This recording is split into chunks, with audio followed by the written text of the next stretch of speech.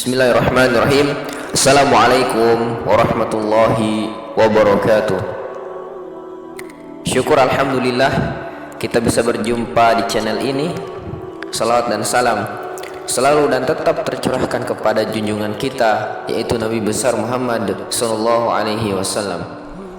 Allahumma salli ala sayyidina Muhammad wa ala ali sayyidina Muhammad.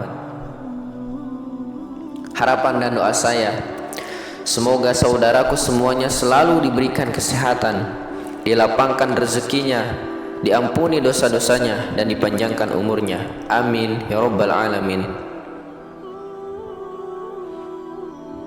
Sahabat beriman yang dirahmati Allah subhanahu wa ta'ala, jauh melihat masa depan.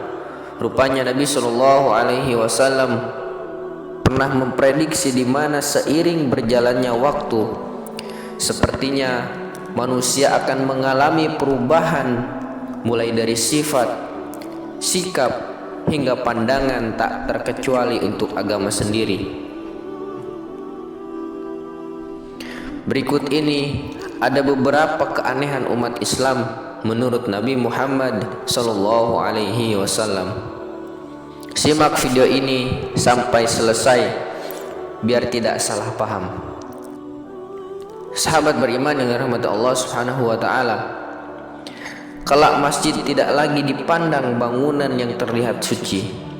Umat muslim akan memandang masjid menjadi bangunan yang aneh. Hal ini dikarenakan bahwa sejumlah orang yang akan berlomba-lomba mendesain masjid yang seindah mungkin, berdiri megah, dibangun dengan menghabiskan dana yang fantastis dan segenap tenaga. Namun sayangnya, meski dibangun di wilayah yang padat penduduknya, orang-orang merasa enggan atau malas untuk melaksanakan ibadah sholat di masjid. Al-Quran tidak lagi menjadi tuntunan sejumlah umat. Islam akan memandang mushaf Al-Quran sebagai barang yang aneh. Orang-orang akan berlomba-lomba mengoleksi Al-Quran di rumahnya. Mereka tak segan untuk membeli sejumlah Al-Quran dengan desain yang menarik, indah dipandang. Isi di dalamnya berwarna-warni dan juga mahal. Namun setelah berhasil dimiliki, Al-Quran hanya sekedar bagian dari koleksi saja dan hanya menjadi simbol kebanggaan. Bukannya diamalkan, namun kemungkinan kitab suci lebih sering berada di lemari dan jarang sekali untuk dibaca. Apalagi harus menghayati maknanya dan kandungan setiap ayatnya. Banyak orang yang memiliki tekad untuk menjadi hafidz Al-Quran, namun sayangnya kebaikan orang hanya cara menghafal Al-Quran saja, namun sedikit untuk mengamalkannya ke dalam kehidupan sehari-hari. Tidak menutup kemungkinan, walaupun mendapat julukan sebagai penghafal Quran, namun harus tersandung tindakan kriminal karena tidak mau mengaplikasikan ajaran Quran di dalamnya. Allah subhanahu wa ta'ala pernah berfirman, di mana wanita-wanita yang keji adalah untuk laki-laki yang keji, dan laki-laki yang keji adalah buat wanita-wanita yang keji pula. Dan wanita-wanita yang baik adalah untuk lelaki yang baik, dan laki-laki yang baik adalah untuk wanita-wanita yang baik pula. Mereka yang dituduh itu bersih dari apa yang dituduhkan oleh mereka yang menuduh itu. Bagi mereka ampunan dan rizki yang mulia. Quran surat An-Nur ayat 26. Namun anehnya, pada masa mendatang yang diprediksi Nabi Muhammad sallallahu alaihi wasallam justru akan banyak terjadi sebaliknya, di mana perempuan solihah akan bertemu suami lelaki yang tidak taat menjalankan tuntunan agama, dan begitu pula laki-laki yang soleh justru bisa mendapatkan istri yang bukan termasuk kategori solihah. Na'udzubillahi min dzalik.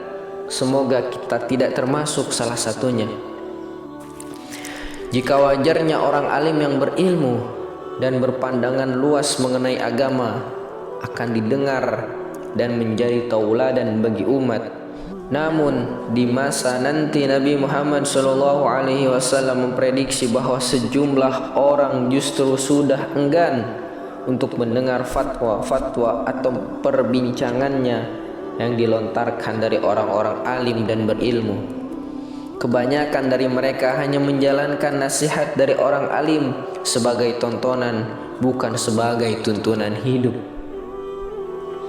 Sementara itu Imam Ghazali dalam karyanya Minhajul Abidin mengutip sabda Rasulullah SAW yang disampaikan kepada Harith ibnu Umairah, "Jika umurmu panjang, kamu akan menghadapi suatu zaman yang aneh. Pada zaman tersebut akan banyak ahli pidato yang piawai dalam menyampaikan pidatonya. Namun sangat sedikit sekali dari kalangan mereka yang benar-benar ulama atau memahami ilmu agama dan hatinya takut kepada Allah. Pada zaman tersebut akan banyak sekali orang yang memerlukan bantuan. Namun sangat sedikit sekali orang yang mau menolong mereka. Pada zaman tersebut keikhlasan dalam mencari ilmu sudah sirna. Orang-orang mencari ilmu hanya mengikuti keinginan hawa nafsu belaka." Harith ibnu Umairah merasa heran. Kemudian ia bertanya, "Ya Rasulullah, kapan hal tersebut akan terjadi?" Kemudian Rasulullah SAW menjawab, "Nanti apabila ibadah solat telah dimatikan, orang-orang tidak mengaplikasikan nilai-nilai ibadah solat dalam kehidupan sehari-hari. Menjamurnya suap, menyuap, atau jual beli hukum dan jabatan. Serta orang-orang telah rela menjual agama demi kesenangan hidup di dunia semata. Jika keadaan tersebut sudah terjadi, maka selamatkanlah dirimu. Wallahu a'lam bishawab." Semoga bisa bermanfaat bagi kita semua. Wassalamualaikum warahmatullahi wabarakatuh.